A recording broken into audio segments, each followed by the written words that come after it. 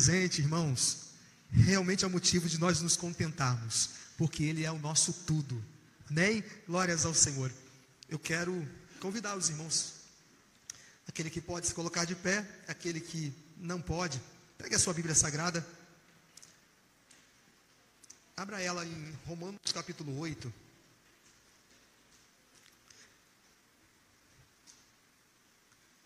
Vamos meditar em um assunto bastante relevante para as nossas vidas. Romanos 8, capítulo 8, verso 1. Eu aguardo vocês. Glórias ao Senhor. O Senhor é bom, amém? Glórias ao Senhor.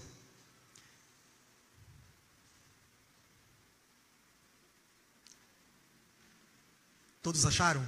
Quem achou, diga glória a Deus. Quem não achou, diga misericórdia. Não tem misericórdia, só glória a Deus. Aleluia. Vamos lá, verso 1. Portanto, agora nenhuma condenação há para os que estão em Cristo Jesus, que não andam segundo a carne, mas segundo o Espírito. Porque a lei do Espírito de vida em Cristo Jesus me livrou da lei do pecado e da morte. Porquanto o que era impossível à lei, visto que estava enferma pela carne, Deus enviou o seu Filho em semelhança da carne do pecado, pelo pecado condenou o pecado na morte, para que a justiça da lei se cumprisse em nós, que não andamos segundo a carne, mas segundo o Espírito. Porque os que são segundo a carne inclinam-se para as coisas da carne, mas os que são segundo o Espírito para as coisas do Espírito.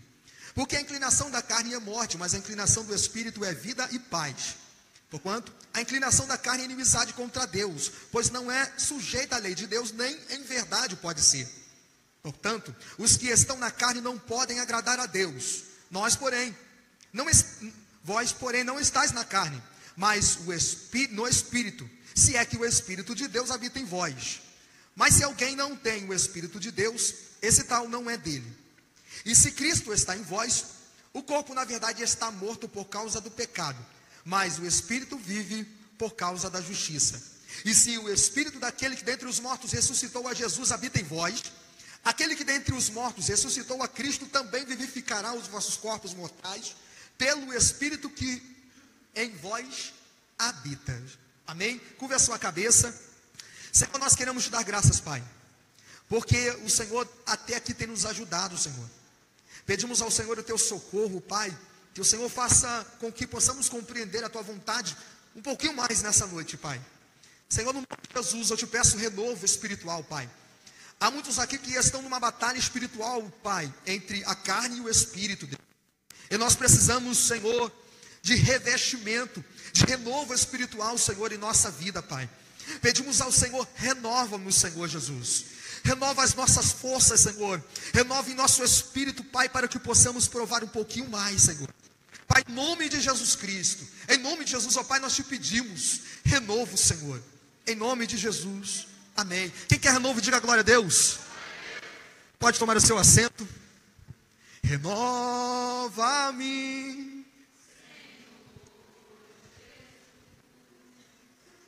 já não. Peça renovo de Deus. Renova-me, Senhor Jesus.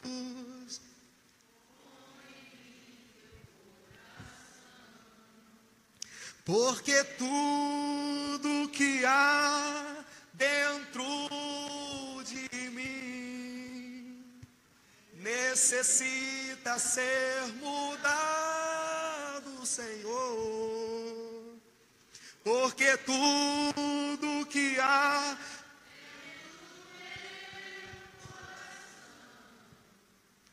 necessita mais de ti. Você precisa de renovo? Você precisa ser renovado? Você que precisa se levantar renovado, levanta suas mãos.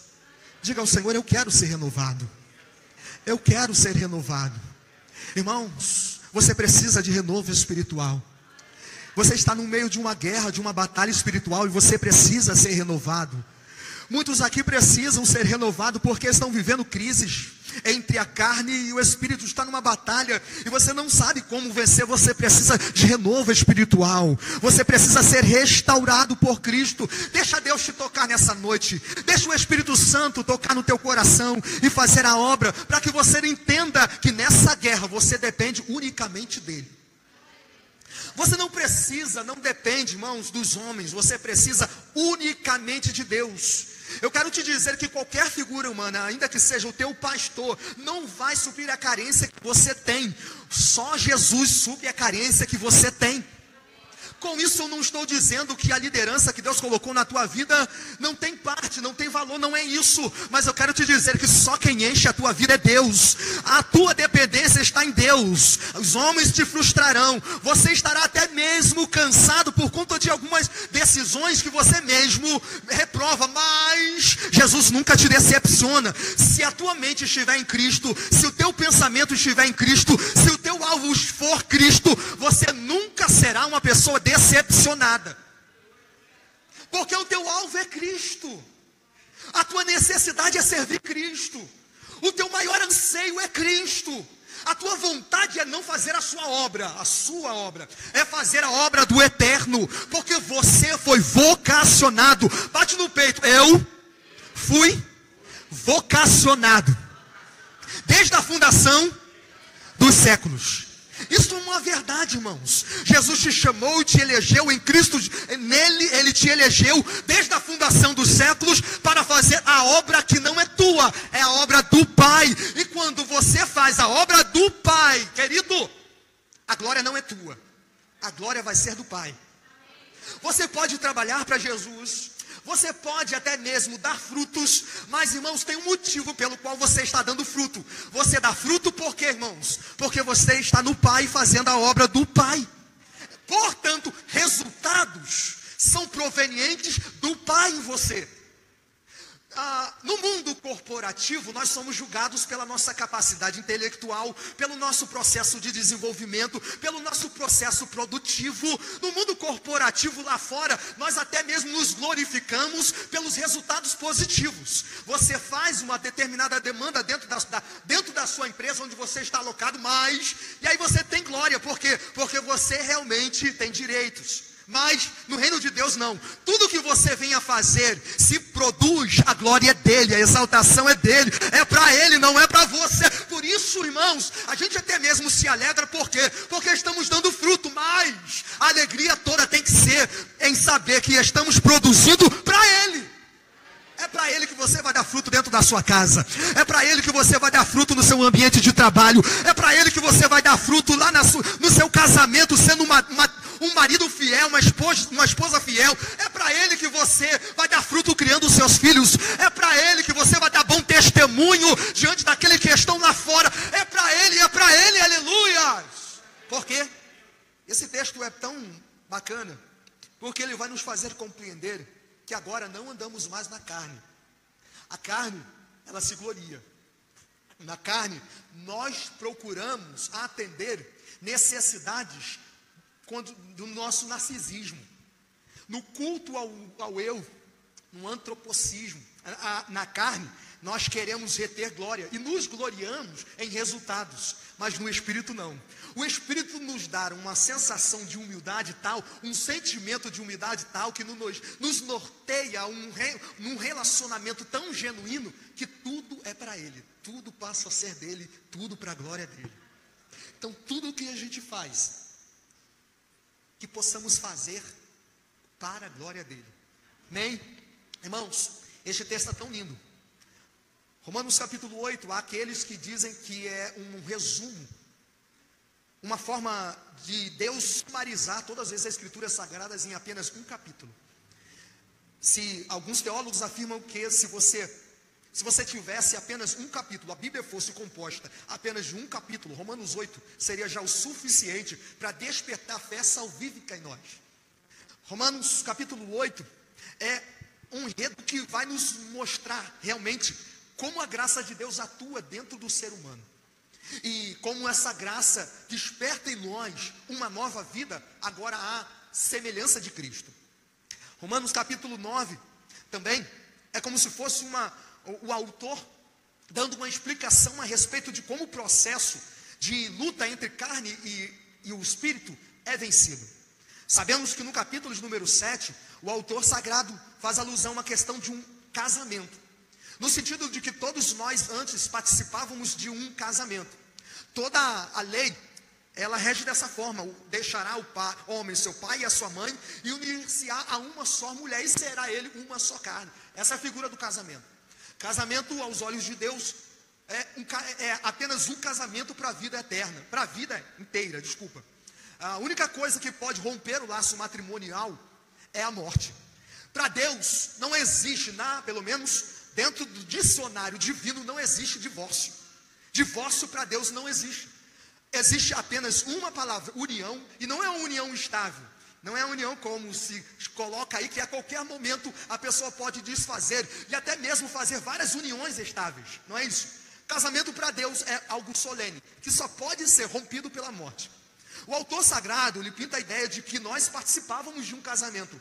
Éramos como se estávamos debaixo de um laço matrimonial, onde estávamos debaixo da lei, e a lei operou de maneira que despertou em nós a possibilidade de ver o quanto nós éramos corruptos.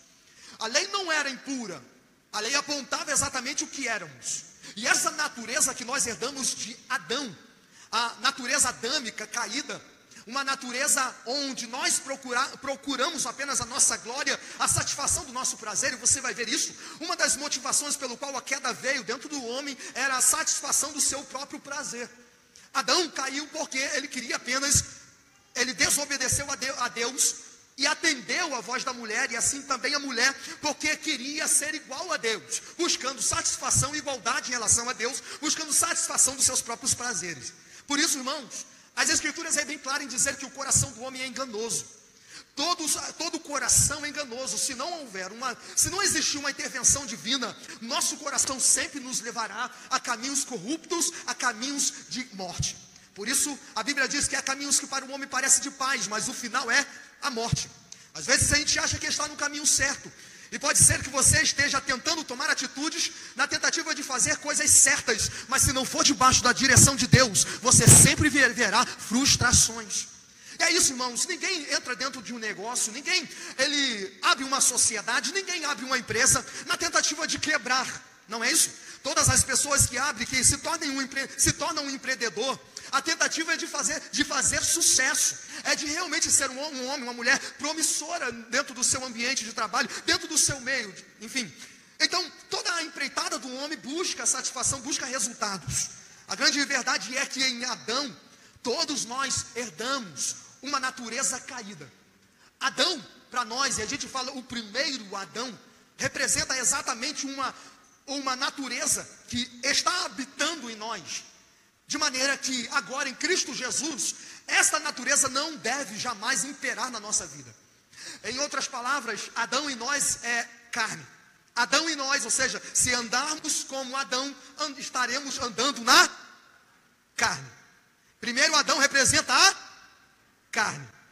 A herança de Adão é uma natureza caída, é totalmente depravada. A herança de Adão, ou seja, que herdamos de Deus, é total inimizade em relação a Deus. A herança de Adão é justamente a total alienação em relação a Deus. Eu quero justamente apontar isso. O Adão que precisa morrer em cada um de nós. Repita comigo: o Adão precisa morrer em mim. É a grande verdade. Essa natureza que nós herdamos, carnal, uma natureza que é totalmente antagônica àquela que nós herdamos em Cristo, que é divina, precisa ser destruída. E ela só pode ser destruída por meio da ação da graça em nós. E, irmãos, no meio da reforma, e quando a gente fala de reforma, é algo divisor de águas dentro do cristianismo. Porque a reforma nos faz realmente contemplar o que somos.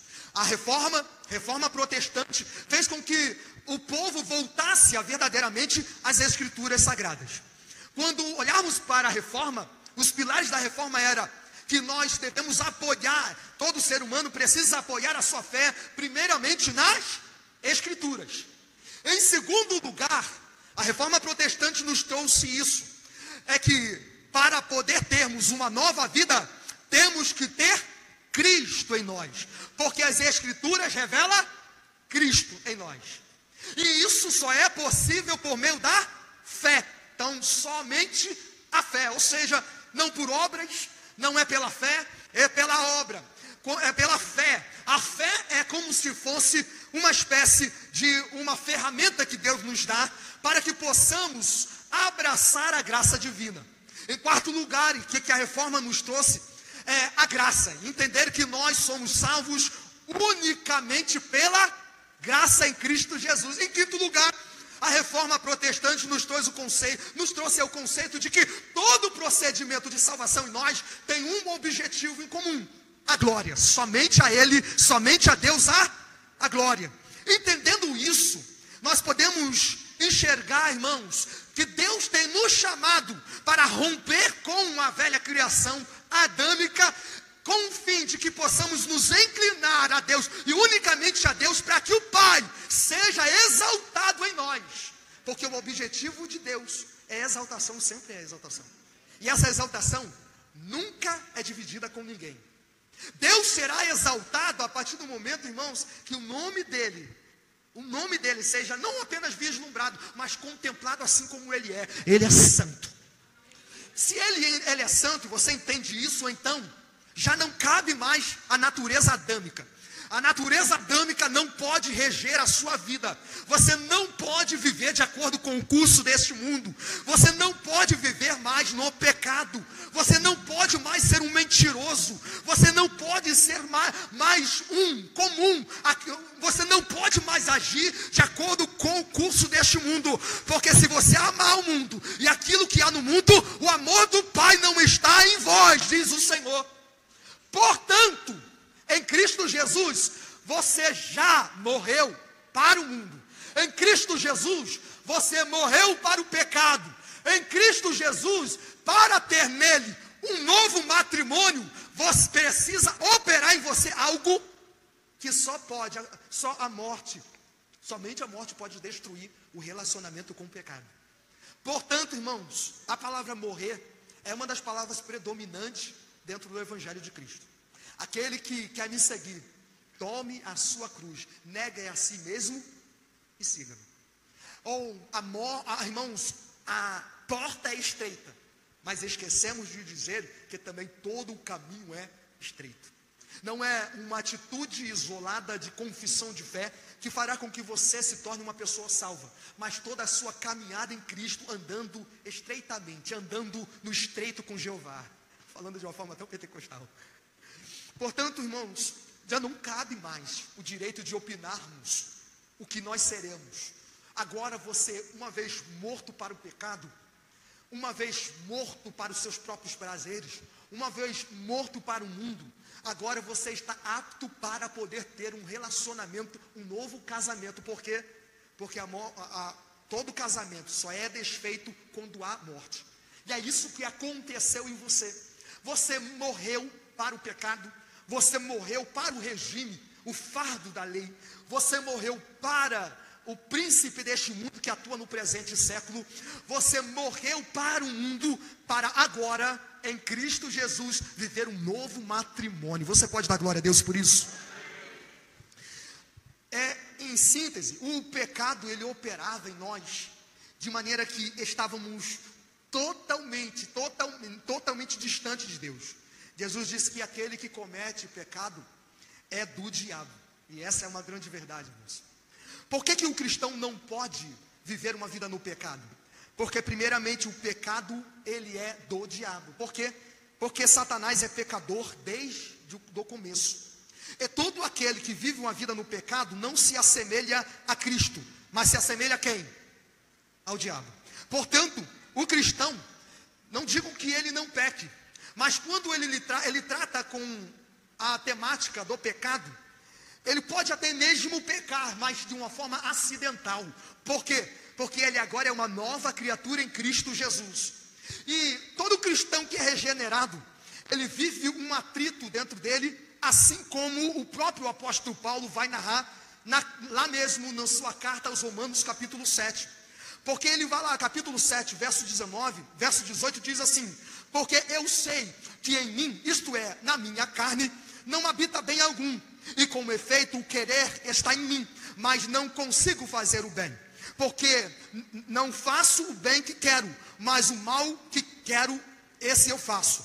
Ora, se eu faço o que não quero, já não faço eu, mas o pecado que habita em mim. Ele está dizendo aqui que ele tem algo dentro dele que ainda está bem despertado e que precisa ser a cada dia sacrificado, morto. Essa é a batalha espiritual de todo cristão. Ele tem uma batalha interna onde o Adão, a velha criatura, busca despertamento, busca imperar, busca se despertar. E ele fala: acho em mim esta lei, que quando eu quero fazer o bem, o mal está comigo.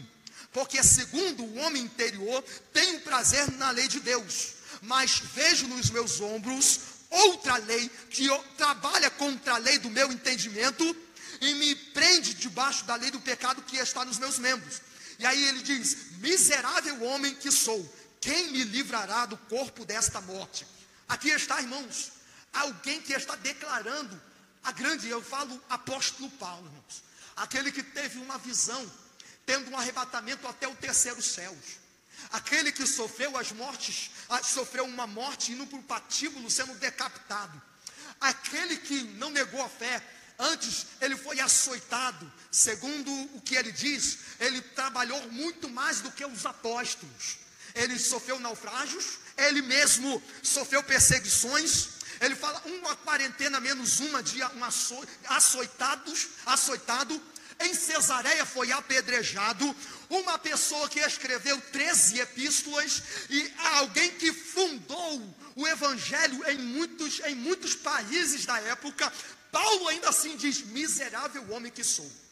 Alguém que disse: se alguém pode se orgulhar, quanto mais eu, porque eu sou da tribo de Benjamim, judeu de judeus. O que ele está dizendo? Ele era zeloso na obra, mas ainda assim ele declara aqui: sou miserável homem que sou, quem me livrará do corpo dessa morte? Irmãos, se você acha que você tem um pouquinho de orgulho, irmãos, se você tem um pouquinho de orgulho dentro de você, tire imediatamente, porque quando você olha para o apóstolo Paulo, você entende que o caminho da humildade é o caminho que vai te levar à contemplação divina, é o caminho que vai te fazer entender e alcançar maturidade, de maneira que até mesmo o próprio apóstolo Pedro, ele mesmo declara que as epístolas de Paulo era de forma tão profunda, e que os leitores da época tentavam distorcer, porque era difícil de chegar ao entendimento.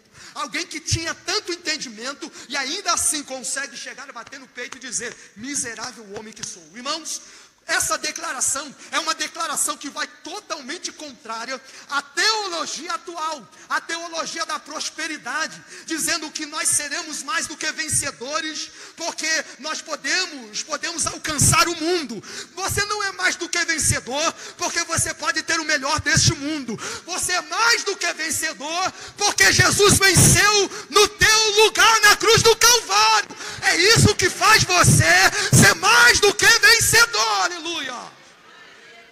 Você não é vencedor porque você desfruta de um cargo eclesiástico na igreja. Você não é mais vencedor porque é um dos cooperadores. Você é mais do que vencedor porque Jesus te lavou, Jesus te remiu, Jesus te comprou, Jesus lavou os seus pecados, Jesus te escreveu no livro da vida, Jesus, Ele te restaurou. Por isso sim, você é mais que vencedor, porque Jesus já fez tudo aquilo que você não podia fazer. O apóstolo Paulo diz: miserável homem que sou. Agora ele, no verso de número 25, diz: dou graças a Deus por Jesus Cristo nosso Senhor, assim que eu mesmo, com o entendimento, sirvo a lei de Deus, mas com a carne, a lei do pecado. Ele fala: Senhor, eu estou lutando na carne. Está batendo o Adão interior, o Adão, a velha criatura, está tentando voltar. Um impostor se infiltra em sua natureza, na tentativa de mudar todas as suas atitudes, de mudar o seu comportamento diário. Talvez você esteja se deparando com uma situação um tanto quanto semelhante, quando vem alguém que vem com pratos de lentilha, dizendo: olha, você pode fazer apenas isso, ninguém está vendo, o velho homem grita, faça, mas Jesus está vendo, e Ele não te chamou para viver uma vida corrupta, Ele te chamou para viver uma vida santa, porque só é possível viver Deus por meio da santidade, sem a qual ninguém verá a Deus. Diz assim: seguir a paz com todos e a santificação, sem a qual ninguém verá a Deus. Irmãos, eu quero aqui, irmãos, dizer que o pecado já não mais pode dominar a sua vida. Isso é algo bem enfático. O pecado não pode reger a sua vida, não pode dominar mais a sua vida, porque você se tornou um com Cristo em um matrimônio. Você já tem, você tem um esposo, você tem um noivo. Aquele que comete o pecado é do diabo, porque o diabo peca desde o princípio. Para esse propósito, o Filho de Deus foi manifestado, para que pudesse destruir as obras do diabo. 1 João capítulo 3, verso 8. Esse versículo é bem enfático, que todo aquele que está na prática do pecado é do diabo. E isso aqui, irmãos, é a verdade do Evangelho. Todos nós estávamos no pecado, e por natureza éramos filhos do diabo. Tínhamos um matrimônio com Satanás. E isso, irmãos, é uma grande verdade. Agora, Cristo, Ele iluminou-nos nas trevas, nos tirou do reino das trevas, do império das trevas, e nos transportou para o reino precioso do Filho do seu amor. Nesses dias, minha esposa eu estava conversando com ela, e aí, irmãos, uma coisa que ela na hora apontou: Jesus não tem império, Jesus tem reino. Fabiana falando assim: Jesus não tem império, Jesus tem reino. Ele é um. E quando se fala reino, é aquele rei que não coloca fardo, mas chama para uma salvação, para viver uma vida, desfrutar de bonança. Agora, Satanás tem império, porque, irmãos, dentro do Antigo Testamento, toda vez quando se manifestava um império, como que um imperador agia em direção às nações vizinhas? Ele destruía, ele operava morte, ele deportava, tirava de um lugar como bonequinhos, ele lidava com as pessoas destruindo. Assim eram os imperadores da época. Lembra? Pelo menos dentro do Antigo Testamento aparece o Império Assírio, depois o Império Babilônico, depois o Império Medo e Pérsia, depois aparece o Império Grego e o Império Romano. Essa é dentro do Antigo Testamento, são os impérios que aparecem. Mas esses impérios, quando se operava destruição entre as nações. Agora Jesus não. Jesus, Ele é o Rei da glória. É o Jesus que vem com fardo leve. Ele é manso e suave de coração. Ele não te chama para depressão, Ele te chama para se levantar. Ele te chama para fazer de você uma nova criatura. Ele te chama para ser alguém novo. Ele te chama para um novo casamento, para viver num patrimônio que é dos céus. Ele te chama para viver uma nova natureza no seu sangue. Jesus, confrontando os fariseus da época, Ele mesmo diz aos fariseus: vós sois do vosso pai, é o diabo, quereis satisfazer o desejo do vosso pai. Ele foi homicida desde o princípio, e não permaneceu na verdade, porque não há verdade nele. Quando ele fala da mentira, fala do que é próprio, porque é mentiroso e o pai dela. Olha aí quem é o pai da mentira. Por isso, crente, a mentira não pode reger a sua vida. Olha aí, crente, o pecado, quem é o homicida desde o começo? Satanás. Por isso, o crente precisa entender que ele não pode viver uma vida no pecado. Ele precisa viver uma vida piedosa. Na época, o apóstolo Paulo, ele combate contra os libertinos, porque afirmava-se que quanto mais se praticava pecado, maior era a graça, e a graça superabundava mais, de maneira que não importava a forma como se andava, o pecado já estava consumado, de maneira que Jesus já perdoou tudo. Então, viva como você quiser. Não é isso, irmãos. Por isso Paulo diz que agora, uma vez em Cristo, somos nova criatura. Nosso corpo precisa ser apresentado como sacrifício vivo, santo e agradável, que é o nosso culto racional. E não vos conformeis com esse mundo, mas da renovação do vosso entendimento. Ou seja, o nosso entendimento, ele foi renovado, e a nossa vida agora está renovada em Cristo Jesus. O estado do homem de queda não pode imperar a sua vida. O pecado não pode dominar a sua vida. A forma como você se relacionava antes com os seus irmãos, em Cristo tem que ser diferente. Irmãos, Cristo é o modelo perfeito do qual nós precisamos nos espelhar. Se você quer se espelhar, quer saber como se relacionar com os irmãos dentro da igreja de Cristo, olhe para Cristo e como ele se relacionava com os seus discípulos. Sabendo o que seria traído, ele ama Pedro. Sabia que o próprio Judas Iscariote, o trairia, e ainda assim ele insistiu, fez com que ele permanecesse no seu ciclo até o fim. Sabendo que os seus discípulos, todos eles fugiriam, exceto João, que estaria aos pés da cruz, ainda assim Jesus, ele investia o seu tempo em um perfeito relacionamento, porque sabia que os seus discípulos viviam uma imaturidade. E para pessoas imaturas, você não pode de forma alguma tentar impor. Pelo contrário, você deve levar essas pessoas ao conhecimento de Cristo. Então, irmãos, seja paciente com o teu irmão. Um dia, alguém foi paciente com você. Você passou por isso? Quem passou por isso? Um dia alguém não foi paciente com você? Sim. Então seja paciente com ele.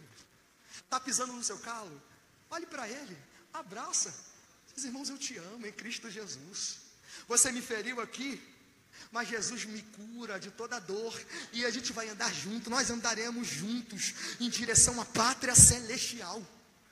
Romanos capítulo 5, verso 12 diz: portanto, como por um homem entrou o pecado no mundo, e pelo pecado a morte, assim também a morte passou a todos os homens, porque todos pecaram.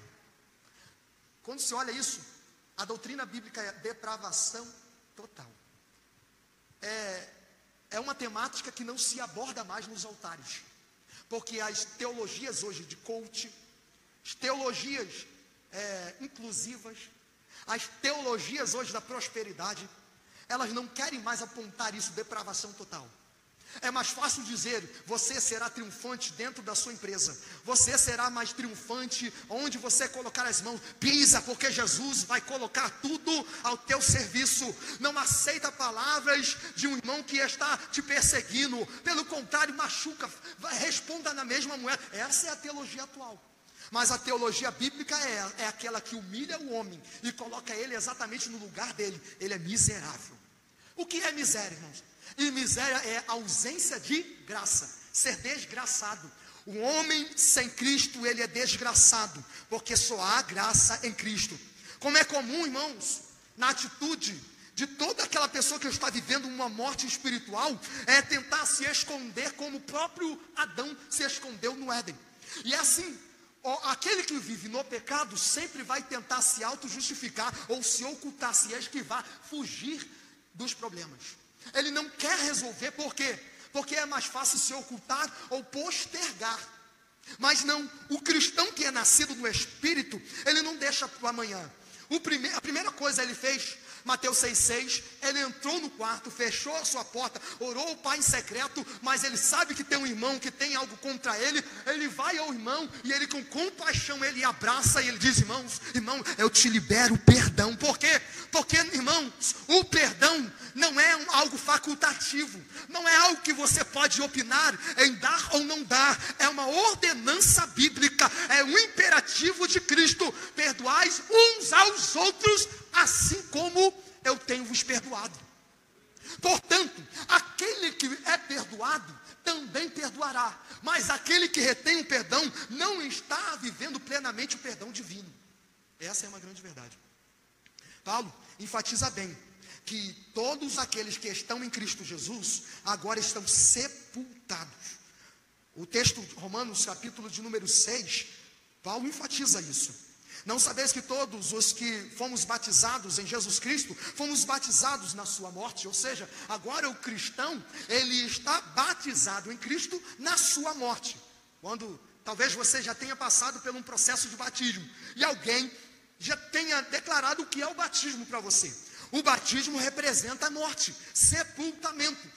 Todo cristão que é genuíno passou pela morte, mas ele está participando da morte de Cristo, porque assim como ele agora é participante da morte de Cristo, também ele participará da vida de Cristo em sua vida.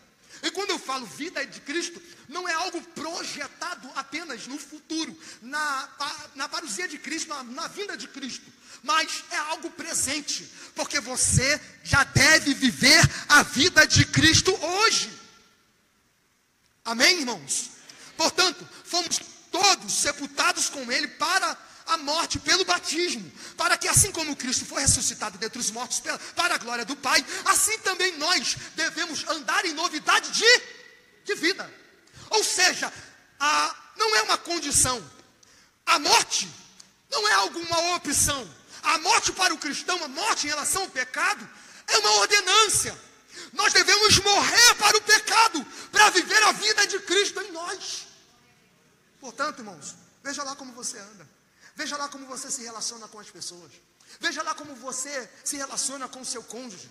Veja lá como você se relaciona com seus amigos. Veja lá como você se relaciona dentro do seu ambiente de trabalho. Veja lá como você se relaciona na sua faculdade. Veja lá como você se relaciona com aqueles que estão ao seu redor. Por quê? Porque você é chamado para viver uma vida, uma novidade de vida. O autor diz que já não andamos mais na carne, mas agora estamos no Espírito. É essa a ideia do texto aqui. Portanto, agora nenhuma condenação há para os que estão em Cristo Jesus, que não andam segundo a carne. O cristão regenerado não anda mais segundo a carne. Ele não anda mais segundo os prazeres da sua carne. Ele não atenta mais para a natureza adâmica, porque ele está vivendo agora em sua vida o poder, não de um segundo Adão, irmãos. Não é segundo Adão. Ele está vivendo o poder de um novo Adão nele, que é Cristo. Porque o velho Adão é sepultado. Quando se fala segundo Adão, o segundo Adão era Caim.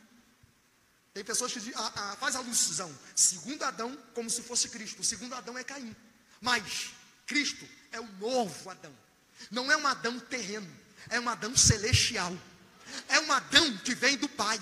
É um Adão que é da semente da mulher, mas também é produzido pelo Espírito Santo foi produzido no ventre de Maria, de maneira que nele não imperava nenhum pecado. E agora quem deve reinar as nossas vidas é o novo Adão, que é Cristo. O novo homem que se renova em nós, que é renovado em nós. De maneira que Paulo diz, por isso não nos atentamos para as coisas que se veem, porque as coisas que se veem são passageiras, são momentâneas, mas Deus tem preparado coisas novas para se revelar em nossas vidas, para ser revelado em nossas vidas, porque aquilo que o olho não viu, não subiu, o ouvido não ouviu, não subiu ao coração dos homens, são essas as coisas que Deus preparou para aqueles que nele amam. Deus tem revelado em Cristo Jesus na sua vida um novo Adão, um novo homem, gerado em Cristo. De maneira que agora, quem rege na sua vida é o Espírito Eterno.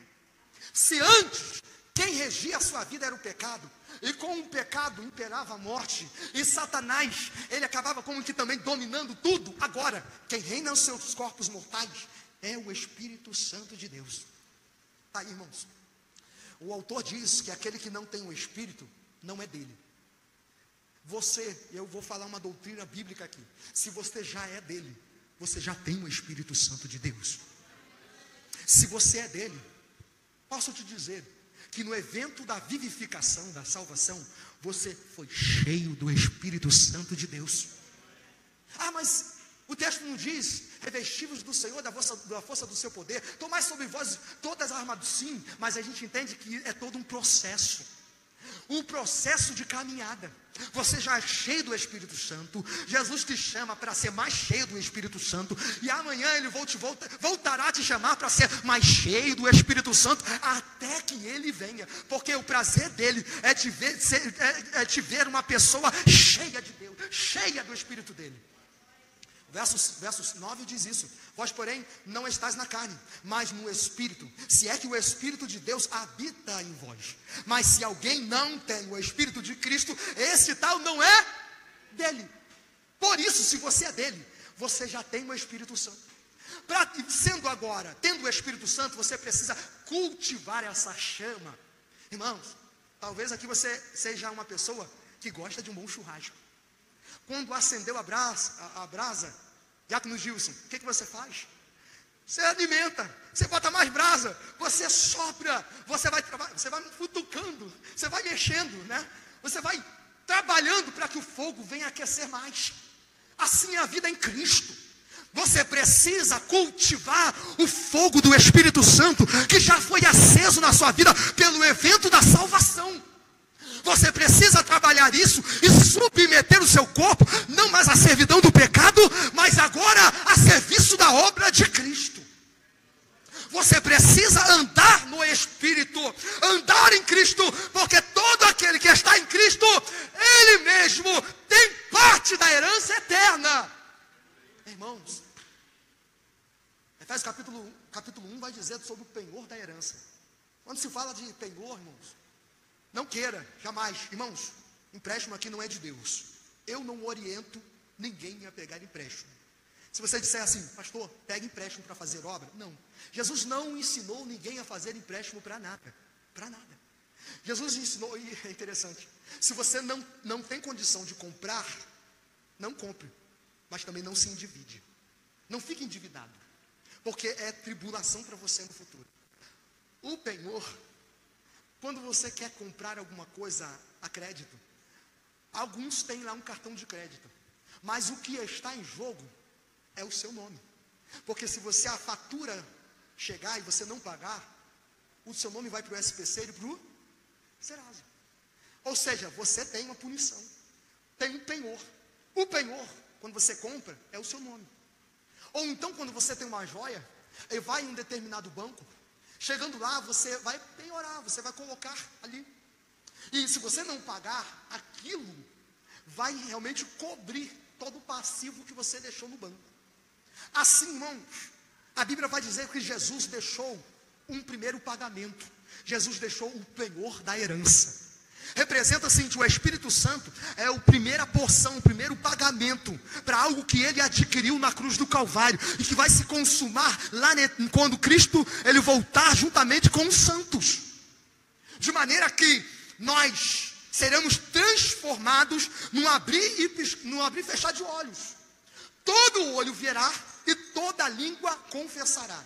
Eu quero aqui dizer, não é um arrebatamento secreto, porque arrebatamento secreto não é bíblico. Eu estou dizendo segunda vinda, onde todos os homens vão ver. Ou você também vai sentir e ver o grande alarido da última trombeta, e Jesus vindo para buscar a sua igreja, numa volta, de maneira que você encontrará com Ele nos ares.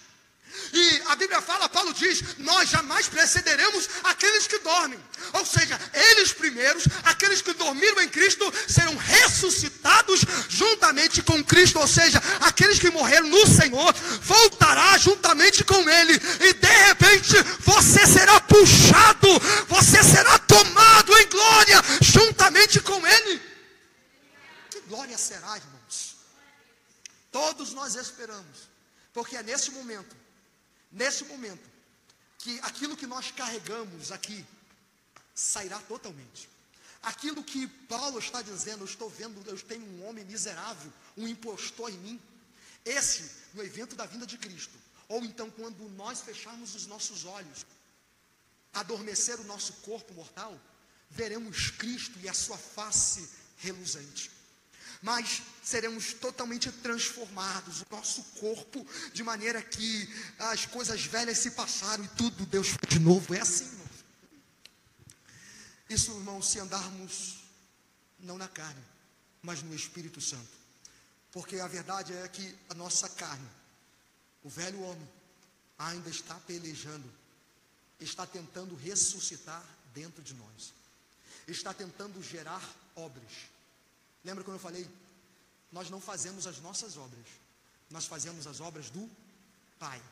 Nós não fazemos as nossas obras, porque as nossas obras são elas as obras da carne. Por isso que o autor diz que nós fazemos frutos.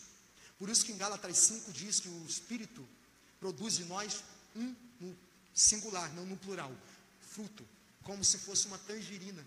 Ali mostra o caráter, a essência do cristão. Ele é um homem paciente, ele é um homem amoroso, ele é um homem que desfruta de prerrogativas divinas e do caráter divino. Ele é um homem que não é ciumento, ele não briga, ele não se coloca no meio das picuinhas. Ele prefere ir para os joelhos e dobrar os joelhos e falar com Cristo, ao invés de ficar falando mal de fulano, ciclano ou betano. Assim é todo aquele que é nascido do alto, porque ninguém pode segurá-lo. Ele nasceu do alto, ele é soprado, ele não pertence a essa terra, ele pertence aos céus. Eu estou falando aqui a pessoas que pertencem aos céus, eu estou falando aqui a pessoas que estão chamadas para viver Cristo, e Cristo em nós, a Bíblia diz, esperança da glória eterna. Eu estou me referindo a pessoas que vão morar nos céus, pessoas que vão participar da ressurreição de Cristo, de que estão sendo vivificadas nos seus corpos mortais, estão sendo transformadas. Cristo está renovando as suas vidas. Eu estou falando a pessoas que já estão perdoadas por Cristo, já estão vivendo o perdão hoje e ainda continuarão vivendo o perdão de Cristo. Portanto, a nossa luta, há uma luta aqui, irmãos, contra a carne. O autor é tão lindo, porque, irmãos, na nossa vida, se não tivesse o Espírito Santo, a luta não seria igual. Não tínhamos condição de vencer a luta contra a carne, tampouco contra Satanás. Pensa, o homem sem Deus é um homem que está na carne, portanto, em Adão, vivendo uma herança pecaminosa, e também há principados e potestades que operam dentro desse presente século, que opera de maneira que vai trancafiando, vai como que limitando, aprisionando tal indivíduo para viver uma vida de miséria e morte espiritual. Essa é a situação daquele que está distante de Deus. Essa era a nossa situação quando estávamos sem Deus. Agora, na luta, pensa, você tem uma guerra interna e você tem uma guerra externa. Você tem uma guerra subjetiva dentro de você, e você tem uma guerra objetiva, que é uma guerra contra principados e potestades. Jesus venceu na cruz do Calvário principados e potestades e expôs publicamente, de maneira que ele triunfou na cruz do Calvário, cravando na cruz toda a cédula que era contrária contra nós. E agora ele também faz com que nós possamos provar de um socorro não apenas externo, mas interno. Como, meu irmão? Pela ação do Espírito Santo de Deus. Ele mesmo fez morar em você, tabernacular em você. O Espírito Santo, ele mora em você para que você possa vencer a carne. Quem vence a carne? Quem está no Espírito. O autor diz que o que é carne, o que é espírito. Porque os que são segundo a carne inclinam-se para as coisas da carne, mas os que são segundo o Espírito fazem as coisas do Espírito. Porque a inclinação da carne é morte, mas a inclinação do Espírito é vida e paz. Porquanto a inclinação da carne é inimizade contra Deus, pois não é sujeita à lei de Deus, nem em verdade pode ser. Portanto, os que estão na carne não podem agradar a Deus. Vós, porém, não estáis na carne, mas no Espírito Santo. Você que está no Espírito pode agradar a Deus. O que aqui, irmãos, está explícito? Que todo aquele que está na carne, ou pratica as coisas da carne, ama mais o pecado, não pode agradar a Deus. Só se pode agradar a Deus, só tem um caminho, só tem uma porta, só tem um meio de agradar a Deus, no Espírito. E é no Espírito que você vai vencer as concupiscências da carne. É no Espírito que você vai vencer todos os desejos carnais que você ainda possui. É no Espírito que você vai dizer não para a velha criatura que tenta o tempo todo se apoderar do seu corpo. É no Espírito que você vai conseguir vencer todos os resquícios da velha criação. É no Espírito. No Espírito. E é por isso que o autor diz que nós devemos viver no Espírito. Se Cristo está em vós, o corpo na verdade está morto por causa do pecado, mas o Espírito vive por causa da justiça. Aqui, Espírito, aqui é pneuma, o Espírito do homem. O Espírito do homem que antes era morto, passou a viver. Ou seja, mas o Espírito vive por causa da justiça. E se o Espírito daquele que dentre os mortos ressuscitou a Jesus habita em vós, perceba que o mesmo poder que operou em Cristo para ressuscitar Cristo, também agora mora em nós, e é esse mesmo Espírito, o Espírito de toda graça, Espírito de toda graça, está atuante na sua vida para poder fazer com que você vença toda a velha criação, sepulte todo o velho homem para viver uma vida nova, um novo homem que se renova. Por isso, nós recebemos o Espírito de adoção que clama em nós, Abba Pai. Aqui, irmãos, o Espírito de adoção é a ideia de maturidade, de crescimento, não apenas de filiação, embora o termo diga respeito à filiação, porque nós recebemos o Espírito de adoção, sendo inseridos na videira verdadeira que é Cristo, nos tornamos filhos, declarados filhos com poder, mas o texto vai dizer que é espírito de maturidade. O espírito de adoção também é espírito de maturidade, porque Deus quer que em nós seja manifesto uma imagem que se perdeu lá no começo, imagem e semelhança. E essa imagem é soberana, é a imagem de Cristo que Jesus busca em nós. Não é a nossa figura e formosura, irmãos, esse que parece um indiano que todo mundo usou, irmão. Não é isso que Jesus está querendo apreciar. O que Jesus está querendo apreciar não é essa perna torta, irmãos. O que Jesus está querendo apreciar em nós é mais de Cristo, é mais de Cristo em nós, é mais de Cristo em você. Por isso tem aquele louvor, de ti, canta, mas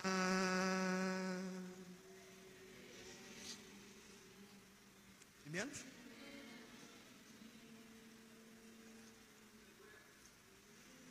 e menos, irmãos, essa é a receita para vencermos as nossas dificuldades de relacionamento, ter mais de Cristo.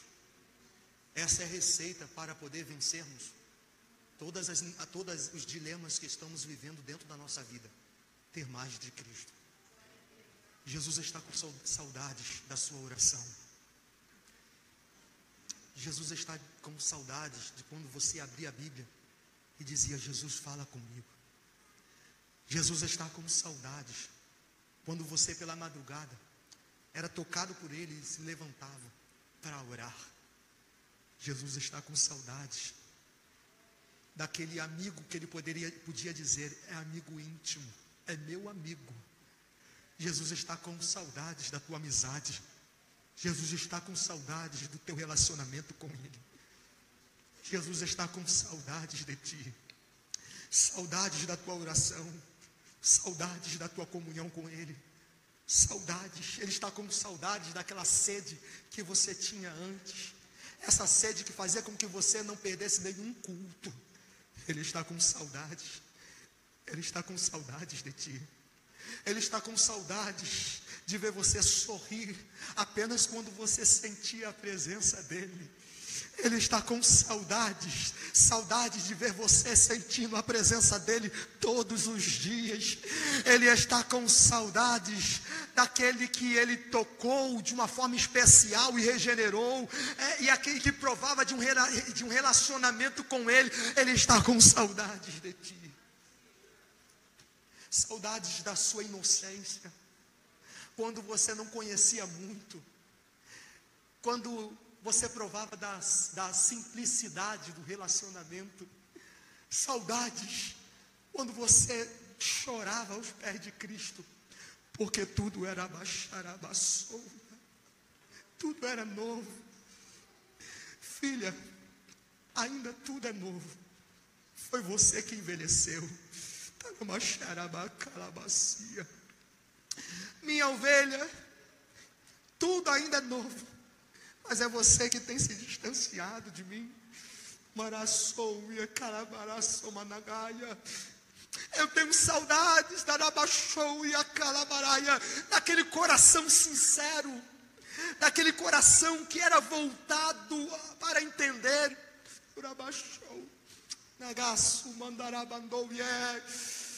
O Senhor tem saudades de ti. Senhor,